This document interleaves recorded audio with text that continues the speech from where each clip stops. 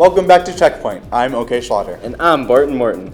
Every decade or so since the release of Peter Jackson's first Lord of the Rings movie in 2001, we've gotten a wealth of new Lord of the Rings content, and the trend seems to be speeding up. Every Lord of the Rings fan knows about Amazon's The Rings of Power that came out last September, but Warner Bros. Recently announced that they have multiple new Lord of the Rings films in the works.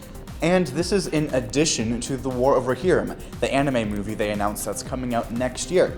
These new films are going to be live action and will be produced by New Line Cinema, the same production company that worked with Peter Jackson on the first two trilogies. It's also worth noting that these new films are not remakes of Jackson's trilogies. Instead, they're supposed to be new stories that should serve as prequels to Jackson's films.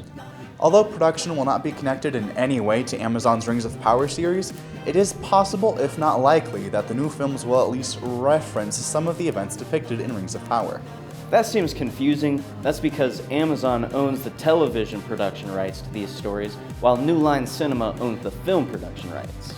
Notably, neither of these companies has rights to any of Tolkien's books that take place before The Hobbit, such as The Silmarillion or The Unfinished Tales of Numenor and Middle-earth. So even though the production rights for Tolkien's most popular works are a mess, there's a lot of content that Hollywood has yet to make use of. But what do you think? Are you excited for new Lord of the Rings content? Will Hollywood ever attempt to adapt The Silmarillion? Will next year's The War of Rohirrim be any good? Let us know your thoughts in the comments down below. For all your entertainment, tech, and pop culture news, be sure to subscribe to Byte BSU and keep up to date with us on Checkpoints.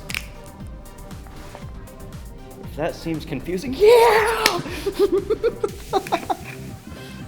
Welcome back to Checkpoint. I'm Schlatter. And I'm Barton.